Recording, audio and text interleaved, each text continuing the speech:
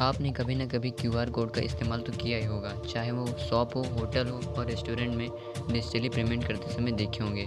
और आप शायद क्यूआर कोड को स्कैन करके कभी पेमेंट भी किए होंगे। तब शायद आपके मन में ये ख्याल ज़रूर आया होगा कि क्या सिर्फ़ और सिर्फ़ पेमेंट करने के लिए ही क्यूआर कोड का इस्तेमाल किया जाता है? असल में ये क्यूआर कोड होता क्या है? क्यूआर कोड का फुल फॉर्म क्या होता है? क्यूआर कोड की क्या-क्या काम होता है? कितने प्रकार के होते हैं क्यूआर कोड? दोस्तों, इसी क्यूआर कोड को लेकर आज का हमारा विषय है। इसमें आपको दिमाग में आया होगा इन सब प्रश्नों के उत्तर आप सरल भाषा में समझ पाएंगे। इसलिए दोस्तों, आप अंत तक हमारे साथ रहिए। तो चलिए बढ़ते हैं आगे और समझते हैं आज के टॉपिक को। Well, I'm no one's fool. QR code होता क्या है? आजकल की ज़िंदगी में बहुत ही नई और आधुनिक चीज़ों का इन्वेंशन हो रहा है, जिससे आप और हम और भी कई सरल तरीके से ज़िंदगी जी रहे हैं। उन सभी चीज़ों ने बिजनेस करना भी आसान कर दिया है, जो कि बिजनेस में बहुत ही कारगर साबित हो रहा है और आगे भी इसी तरह से टिका भी रहेगा। दोस्तों, उनमें से एक है क्यूआर कोड। क्यूआर कोड यानी क्विक रिस्पांस कोड, जो कि इसका फुल फॉर्म है। एक ऐसा मशीन रीडेबल कोड होता है जिसमें किसी भी डाटा को स्टोर करके रखा जा सकता है, चाहे वो अल्फ़ाबेटिकली हो और बाइनरी क्यों ना हो। क्यूआर कोड में वेबसाइट की यूआरएल भी स्टोर किया जा सकता है, जिससे कोई भी इंसान स्कैन करके उस वेबसाइट की तरफ डायरेक्ट हो सकता है। तो अब हम जानेंगे क्यूआर कोड का जन्म कैसे हुआ। दोस्तों, अगर क्यूआर कोड के इतिहास की बात की जाए तो यह एक जापानीज़ कंपनी डेंसो वेव के द्वारा 1994 में इसका इन्वेंशन किया गया। डेंसो वेव एक ऑटोमोबाइल कंपनी था, इसलिए व्हीकल्स को बनाने के समय ट्रैक करने के लिए क्यूआर कोड का इस्तेमाल किया जाता था। और ये क्यूआर कोड इसी तरह धीरे धीरे जापान से होते हुए सारी दुनिया के बिजनेस में पॉपुलर हो गया। दोस्तों, अब हम जानेंगे वेबसाइट लॉगिन करने के लिए क्यूआर कोड का इस्तेमाल कैसे किया जाता है। जैसा कि मैंने पहले ही बताया कि क्यूआर कोड में किसी भी यूआरएल को स्टोर किया जा सकता है और उसे स्कैन किए जाने पर उस पार्टिकुलर वेबसाइट की तरफ रिडायरेक्ट होना संभव है।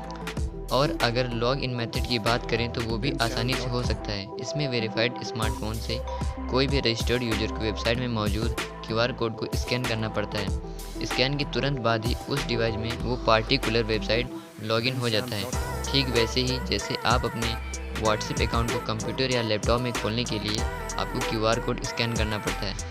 प्रैक्टिकली ये बहुत ही सिक्योर लॉगिन मेथड है। इसमें आपको कोई यूज़र नेम और पासवर्ड नहीं देना पड़ता। गूगल ने भी ऐसा वेबसाइट लॉगिन मेथड को जनवरी 2002 में टेस्ट किया था। ये जानते हैं पेमेंट करने के लिए क्यूआर कोड का इस्तेमाल कैसे किया जाता है। इंडिया में जब से नोटबंदी हुई है तब से मानो एक ऑनलाइन पेमेंट की नदी बह रही है।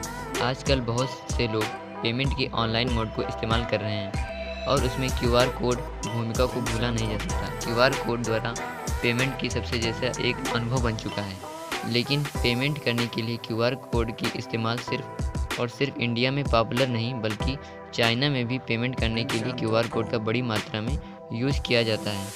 दोस्तों, अब हम जानेंगे क्यूआर कोड कितने प्रकार के होते हैं। दोस्तों, आपने कहीं पर भी एक जैसे क्यूआर कोड को शायद नहीं देखा होगा।